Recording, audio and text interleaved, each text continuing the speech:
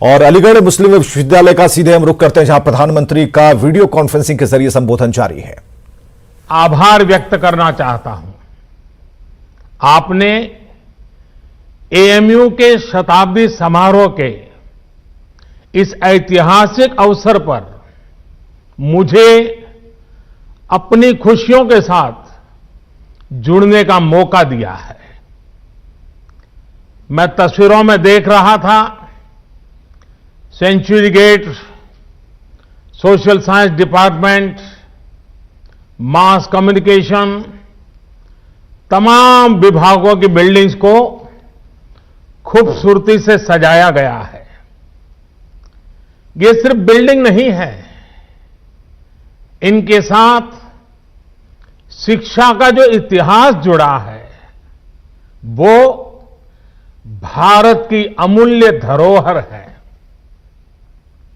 आज एएमयू से तालीम लेकर निकले सारे लोग भारत के सर्वश्रेष्ठ स्थानों पर और संस्थानों में नहीं, बल्कि दुनिया के सैकड़ों देशों में छाए हुए हैं। मुझे विदेश यात्रा के दौरान अक्सर यहां के अलुमनाई मिलते हैं, जो बहुत गर्व से बताते हैं कि मैं एएमयू से पढ़ा हूं। एएमयू के अलुमनाई कैंपस से अपने साथ हंसी मजाक और शेरो शायरी का एक अलग अंदाज लेकर आते हैं। वो दुनिया में कहीं भी हो, भारत की संस्कृति का प्रतिनिधित्व करते हैं। प्राउड अलीग्स, यही कहते हैं ना आप लोग, पार्टनर्स। आपके इस गर्व की वजह भी है। अपने 100 वर्ष के इतिहास में एएमयू ने लाखों जीवन को तराशा है, संवारा है, एक आधुनिक और वैज्ञानिक सोच दी है। समाज के लिए, देश के लिए कुछ करने की प्रेरणा जगाई है। मैं सभी के नाम लूंगा तो समय शायद बहुत कम पड़ जाएगा। एएमयू की ये पहचान, इस सम्मान का आधार उसके वो मूल्य रहे हैं जिन पर सर सैयद अहमद खान द्वारा इस संस्थान की स्थापना की गई है। ऐसे प्रत्येक छात्र छात्रा और इन 100 वर्षों में एएमयू के माध्यम से देश की सेवा करने वाले प्रत्येक टीचर प्रोफेसर का भी मैं अभिनंदन करता हूं। अभी कोरोना के इस संकट के दौरान भी एएमयू ने जिस तरह समाज की मदद की, वो अभूतपूर्व है। हजारों लोगों का मुफ्त टेस्ट करवाना, आइसोलेशन वार्ड बनाना, प्लाज्मा बैंक बनाना और पीएम केयर फंड में एक बड़ी राशि का योगदान देना समाज के प्रति आपके दायित्वों को पूरा करने की गंभीरता को दिखाता है। अभी कुछ दिन पहले ही मुझे चांसलर डॉक्टर सैयदना साहब की चिट्ठी भी मिली है। उन्होंने वैक्सीनेशन ड्राइव में भी हर स्तर पर सहयोग देने की बात कही है। देश को सर्वोपरि रखते हुए ऐसे ही संगठित प्रयासों से आज भारत कोरोना जैसी वैश्विक महामारी का सफलता से मुकाबला कर रहा है।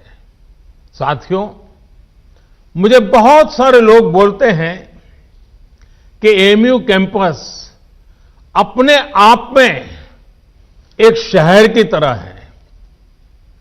अनेकों डिपार्टमेंट्स, दर्जनों हॉस्टल्स, हजारों टीचर्स, प्रोफेसर्स, लाखों स्टूडेंट्स के बीच एक मिनी इंडिया भी नजर आता है। एएमयू में भी एक तरफ उर्दू पढ़ाई जाती है तो हिंदी भी, अरबी पढ़ाई जाती है तो यहां संस्कृत की शिक्षा का भी एक सदी पुराना संस्थान है। यहां की लाइब्रेरी में कुरान की मैन्युस्क्रिप्ट है तो गीता रामायण के अनुवाद भी उतने ही सहज कर रखे गए हैं। ये विविधता एएमयू कैसे और एएमयू जैसे प्रतिष्ठित संस्थान की ही सिर्फ नहीं, देश की भी ताकत है। हमें इस शक्ति को न भूलना है, न ही इसे कमजोर पड़ने देना है। एएमयू के कैंपस में एक भारत श्रेष्ठ भारत की भावना दिनों दिन मजबूत होती रहे, हमें मिलकर इसके लिए काम करना है। साथियों, बीते 100 वर्षों में एएमयू ने दुनिया के कई देशों से भारत के संबंधों को सशक्त करने का भी काम किया है। उर्दू, अरबी और फारसी भाषा पर यहां जो रिसर्च होती है, इस्लामिक साहित्य पर जो रिसर्च होती है, वो समूचे इस्लामिक वर्ल्ड के साथ भारत के सांस्कृतिक रिश्तों को नई ऊर्जा देती है। मुझे बताया गया है कि अभी लगभग 1000 विदेशी स्टूडेंट्स हमारे यहां एएमयू में पढ़ाई कर रहे हैं। ऐसे में एएमयू की यह भी जिम्मेदारी है कि हमारे देश में जो अच्छा है, जो बेहतरीन है, जो देश की ताकत है, वो देखकर, वो सीखकर, उसकी यादें लेकर के ये छात्र अपने अपने देशों में जाएं। क्योंकि एएमयू में जो भी बातें वो सुनेंगे, देखेंगे, उसके आधार पर वो राष्ट्र के तौर पर भारत की आइडेंटिटी से जोड़ेंगे। इसलिए आपके संस्थान पर एक तरह से दोहरी जिम्मेदारी है, अपना रिस्पेक्ट बढ़ाने की और अपनी रिस्पॉन्सिबिलिटी बखूबी निभाने की। आपको एक तरफ अपनी यूनिवर्सिटी की सॉफ्ट पावर को और निखारना है और दूसरी तरफ नेशन बिल्डिंग के अपने दायित्व को निरंतर पूरा करना है। मुझे विश्वास है एएमयू से जुड़ा प्रत्येक व्यक्ति, प्रत्येक छात्र छात्रा अपने कर्तव्यों को ध्यान में रखते हुए ही आगे बढ़ेगा। मैं आपको सर सैयद द्वारा कही गई एक बात, उस बात की आज याद दिलाना चाहता हूं। उन्होंने कहा था, अपने देश की चिंता करने वाले का पहला और सबसे बड़ा कर्तव्य है कि वो सभी लोगों के कल्याण के लिए कार्य करे, भले ही लोगों की जाति, मत या मजहब कुछ भी हो। साथियों, अपनी इस बात को विस्तार देते हुए सर सैयद ने एक उदाहरण भी दिया था। उन्होंने कहा था, जिस प्रकार मानव जीवन और उसके अच्छे स्वास्थ्य के लिए शरीर के हर अंग का स्वस्थ रहना जरूरी है, वैसे ही देश की समृद्धि के लिए भी उसका हर स्तर पर विकास होना आवश्यक है। साथियों, आज देश भी उस मार्ग पर बढ़ रहा है जहां प्रत्येक नागरिक को बिना किसी भेदभाव देश में हो रहे विकास का लाभ मिले।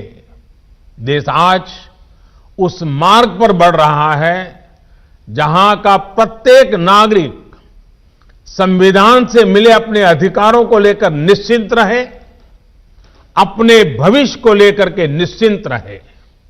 देश आज उस मार्ग पर बढ़ रहा है जहां मजहब की वजह से कोई पीछे न छूटे, सभी को आगे बढ़ने के समान अवसर मिले, सभी अपने सपने पूरे करें। सबका साथ, सबका विकास, सबका विश्वास, यह मंत्र इसका मूल आधार है। देश की नीयत और नीतियों में यही संकल्प झलकता है।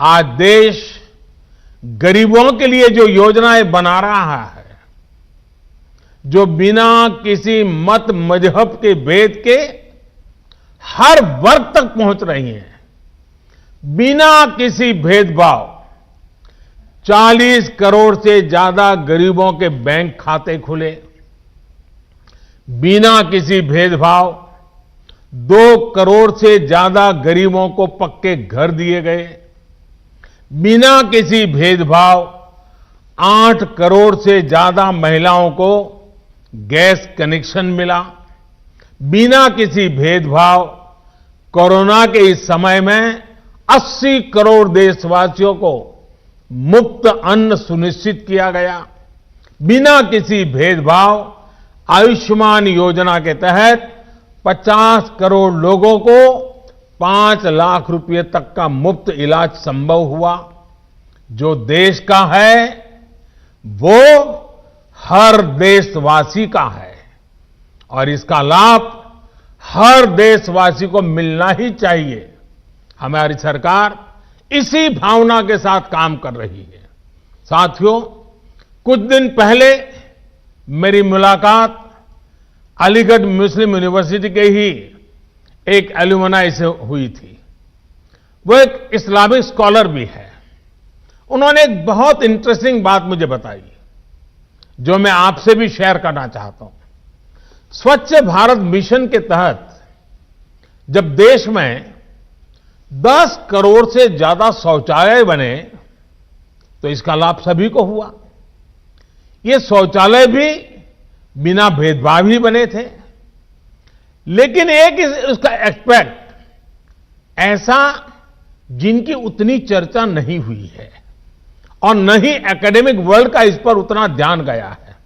मैं चाहता हूं कि अलीगढ़ मुस्लिम यूनिवर्सिटी का भी हर स्टूडेंट इस पर गौर करे। मेरे साथियों, एक समय था जब हमारे देश में मुस्लिम बेटियों का ड्रॉप आउट रेट, शिक्षा में से ड्रॉप आउट रेट 70% से ज्यादा था, 70% से ज्यादा था। मुस्लिम समाज की प्रगति में बेटियों का इस तरह पढ़ाई बीच में छोड़ना हमेशा से बहुत बड़ी बाधा रहा है। लेकिन 70 साल से हमारे यहां स्थिति यही थी कि 70% से ज्यादा मुस्लिम बेटियां अपनी पढ़ाई पूरी नहीं कर पाती थी। इन्हीं स्थितियों में स्वच्छ भारत मिशन शुरू हुआ, गांव-गांव शौचालय बने, सरकार ने स्कूल जाने वाली गर्ल्स स्टूडेंट के लिए मिशन मोड पे अलग शौचालय बनवाए। आज देश के सामने क्या स्थिति है? पहले मुस्लिम बेटियों का जो स्कूल ड्रॉप आउट रेट 70% से ज्यादा था, वो अब घटकर करीब करीब 30% रह गया है। पहले लाखों मुस्लिम बेटियां शौचालय की कमी की वजह से पढ़ाई छोड़ देती थी। अब हालात बदल रहे हैं। मुस्लिम बेटियों का ड्रॉप रेट कम से कम हो, इसके लिए केंद्र सरकार निरंतर प्रयास कर रही है। आपकी अलीगढ़ मुस्लिम यूनिवर्सिटी में भी स्कूल ड्रॉप आउट छात्र छात्राओं के लिए ब्रिज कोर्स चलाया जा रहा है। और अभी मुझे एक और बात बताई गई है जो बहुत अच्छी लगी है। एएमयू में अब फीमेल स्टूडेंट्स की संख्या बढ़कर 35% हो गई है। मैं आप सबको बधाई देना चाहूंगा। मुस्लिम बेटियों की शिक्षा पर, उनके सशक्तिकरण पर सरकार का बहुत ध्यान है। पिछले 6 साल में सरकार द्वारा करीब करीब 1 करोड़ मुस्लिम बेटियों को स्कॉलरशिप दी गई है। साथियों, जेंडर के आधार पर भेदभाव न हो, सबको बराबर अधिकार मिले, देश के विकास का लाभ सबको मिले, ये एएमयू की स्थापना की प्राथमिकताओं में था।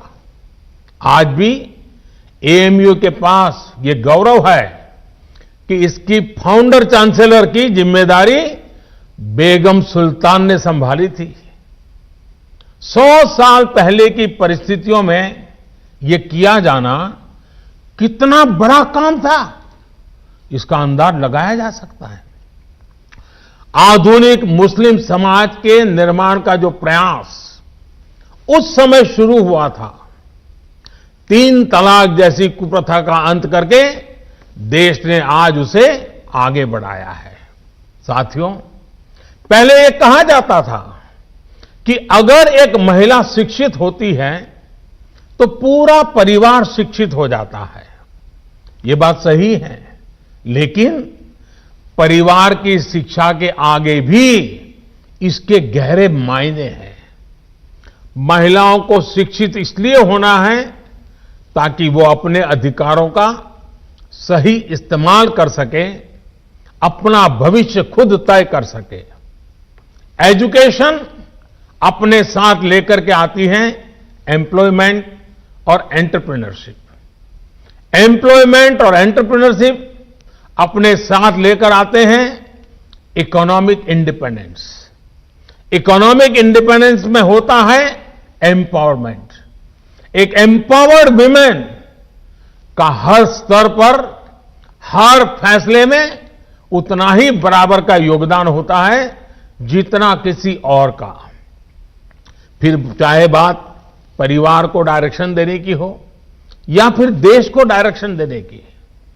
आज जब मैं आपसे बात कर रहा हूं तो देश की अन्य शिक्षा संस्थाओं से भी कहूंगा कि ज्यादा से ज्यादा बेटियों को शिक्षा में जोड़े और उन्हें सिर्फ एजुकेशन ही नहीं बल्कि हायर एजुकेशन तक लेकर के जाएं।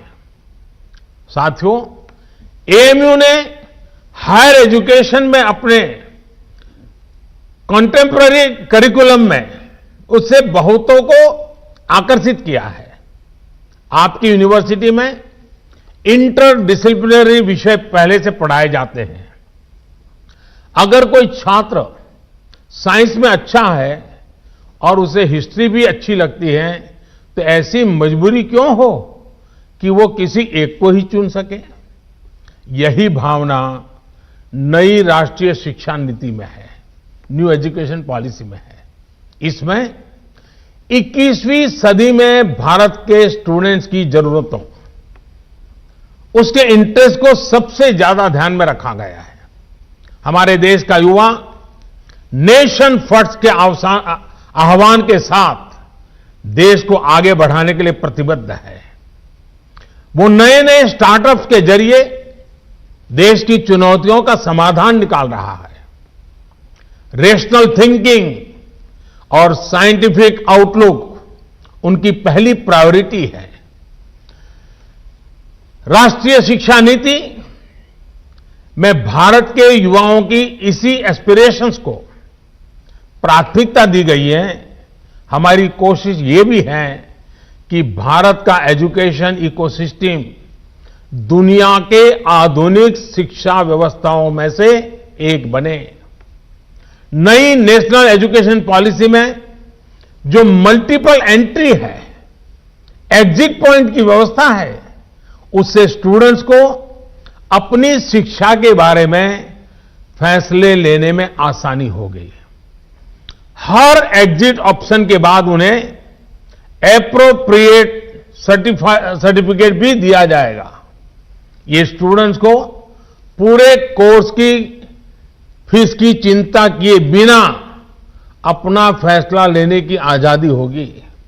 साथियों, सरकार हायर एजुकेशन में नंबर ऑफ एनरोलमेंट्स बढ़ाने और सीटें बढ़ाने के लिए भी लगातार काम कर रही है।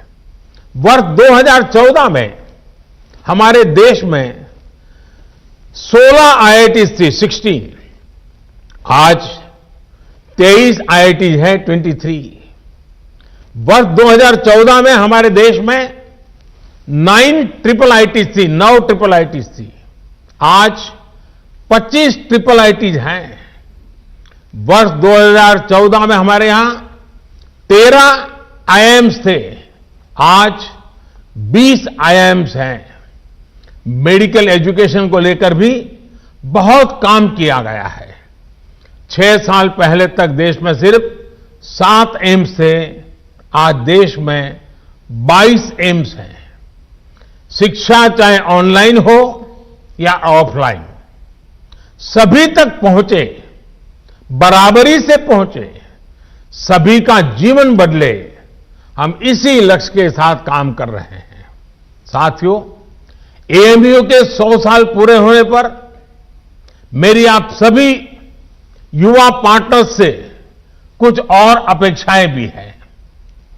क्यों न 100 साल के इस मौके पर एएमयू के 100 हॉस्टल्स एक एक्स्ट्रा करिकुलर टास्क करें। ये टास्क देश की आजादी के 75 साल पूरे होने से जुड़े हों। जैसे एएमयू के पास इतना बड़ा इनोवेटिव और रिसर्च ओरिएंटेड टैलेंट है, क्यों न हॉस्टल के छात्र ऐसे स्वतंत्रता संग्राम के सेनानियों पर रिसर्च करके उनके जीवन को देश के सामने लाए, जिनके बारे में अभी उतनी जानकारी नहीं है। कुछ स्टूडेंट्स इन महापुरुषों के जन्मस्थान जाएं, उनकी कर्मभूमि जाएं, उनके परिवार के लोग अब कहां हैं, उनसे संपर्क करें। कुछ स्टूडेंट्स ऑनलाइन रिसोर्स को एक्सप्लोर करें। उदाहरण के तौर पर 75 हॉस्टल्स एक एक आदिवासी फ्रीडम फाइटर पर एक एक रिसर्च डॉक्यूमेंट तैयार कर सकते हैं। इसी तरह 25 हॉस्टल्स महिला फ्रीडम फाइटर्स पर रिसर्च कर सकते हैं, काम कर सकते हैं। एक और काम है जो देश के लिए एएमयू के छात्र छात्राएं कर सकते हैं। एएमयू के पास देश की इतनी बेशकीमती प्राचीन पांडुलिपियां हैं। ये सब हमारी सांस्कृतिक धरोहर है। मैं चाहूंगा कि आप टेक्नोलॉजी के माध्यम से इन्हें डिजिटल, इन्हें वर्चुअल अवतार में पूरी दुनिया के सामने लाएं। मैं एएमयू के विशाल एलुमनाई नेटवर्क को भी आह्वान करता हूं कि नए भारत के निर्माण में अपनी भागीदारी और बढ़ाएं। आत्मनिर्भर भारत अभियान को सफल बनाने के लिए, वोकल फॉर लोकल को सफल बनाने के लिए बहुत कुछ किया जाना बाकी है। इसे लेकर अगर मुझे एएमयू से सुझाव मिले, एएमयू एलुमनाई के सुझाव मिले, तो मुझे बहुत खुशी होगी। साथियों, आज पूरी दुनिया की नजरें भारत पर है।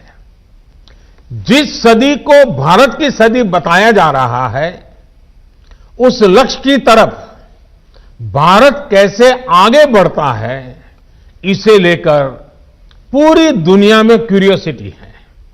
इसलिए आज हम सभी का एकमात्र और एक निष्ठ लक्ष्य ये होना चाहिए कि भारत को आत्मनिर्भर कैसे बनाएं। हम कहां और किस परिवार में पैदा हुए, किस मत मजहब में बड़े हुए, इससे भी अहम यह है कि हर एक नागरिक की आकांक्षाएं और उसके प्रयास देश की आकांक्षाओं से कैसे जुड़े। जब इसको लेकर एक मजबूत नींव पड़ेगी तो लक्ष्य तक पहुंचना और आसान हो जाएगा। साथियों, समाज में वैचारिक मतभेद होते हैं, ये स्वाभाविक भी है।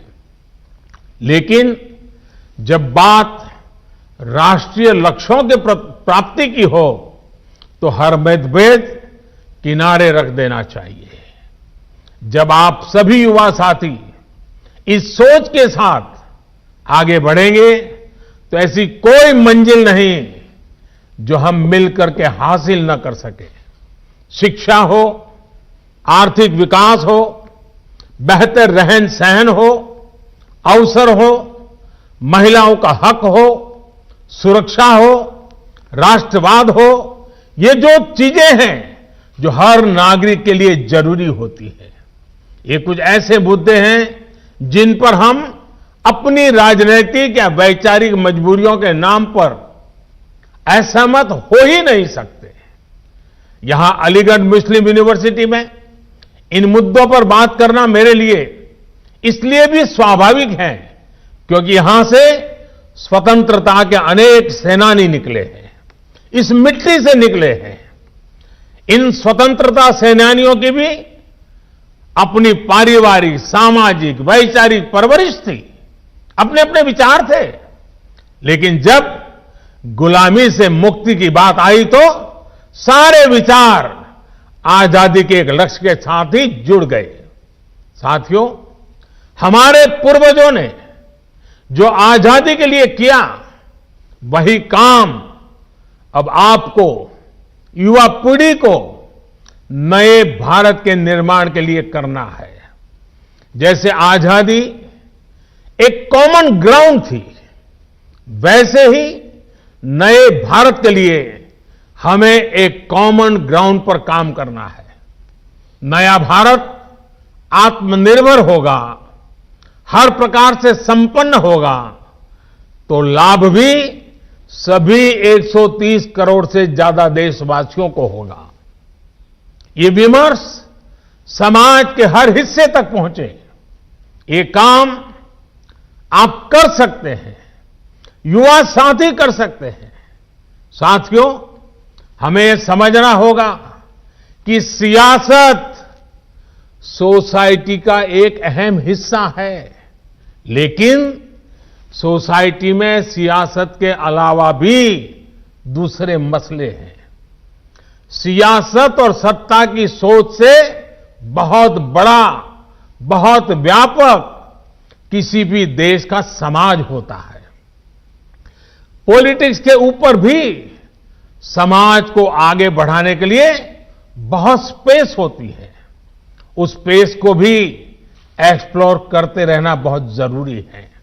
ये काम हमारे एएमयू जैसे कैंपस कर सकते हैं, आप सभी कर सकते हैं। साथियों, न्यू इंडिया के विजन की जब हम बात करते हैं तो उसके मूल में भी यही है कि राष्ट्र के, समाज के विकास को राजनीतिक चश्मे से न देखा जाए। और यहां रुकेंगे एक छोटे से अंतराल।